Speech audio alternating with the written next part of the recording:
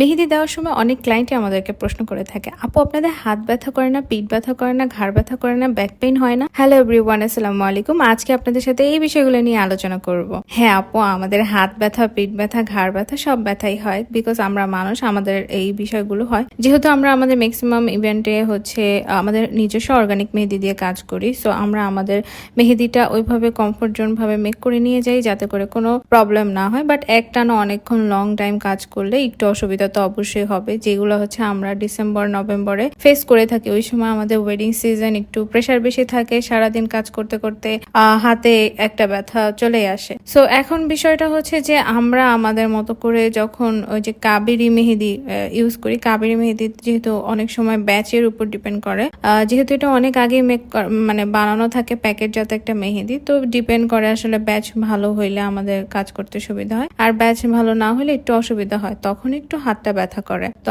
আর colour বলেন, সবকিছু মিলিয়ে বলেন, অর্গানিক বেস্ট, যেহেতু এটা আপনার কালারটাই আসতে মোটামুটি একটু সময় নেয়, সাথে লং লাস্টিং হয়, লাস্টে পিল অফ হয় না। সবচেয়ে বড় বিষয়, আপনার একটা ব্রাইডের হাতে চামড়া চামড়া টাইপের লাস্টের দিকে উঠতে থাকে, এটা দেখতে না খুবই বিরক্তকর লাগে। তো সবকিছু মিলে আমি মনে করি আপনি এত টাকা দিয়ে মেহেদি পড়তেছেন, অর্গানিক ইজ বেস্ট। যদি আপনার অর্গানিক স্যুট করে, অনেকের অর্গানিকেও অ্যালার্জি থাকে, সেটা একটা ভিন্ন বিষয়। অবশ্যই এই বিষয়গুলো জেনে শুনে